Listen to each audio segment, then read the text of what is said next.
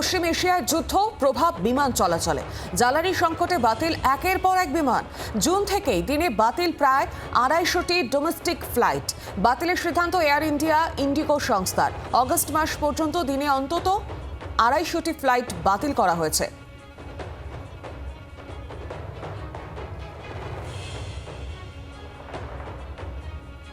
আগে 1 kilo litre বিমান জ্বালানি অর্থাৎ এটিএফ তার দাম ছিল 75 থেকে 80 হাজার টাকা।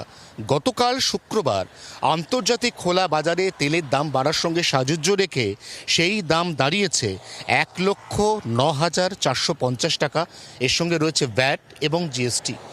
এই অবস্থায় 1 জুন থেকে দেশের অভ্যন্তরীণ উড়ান অর্থাৎ এক বড় শহর থেকে অন্য শহরে যাওয়ার উড়ান এরকম কলকাতা বিমানবন্দর থেকেই বাতিল হতে চলেছে প্রায় 250-র কাছাকাছি বিমান।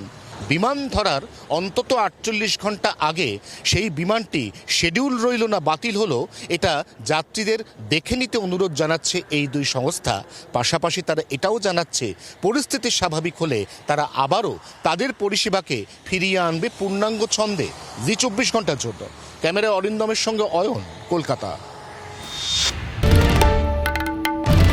বাংলার আওয়াজ, বাঙালির আবেগ, জি 24 ঘন্টা।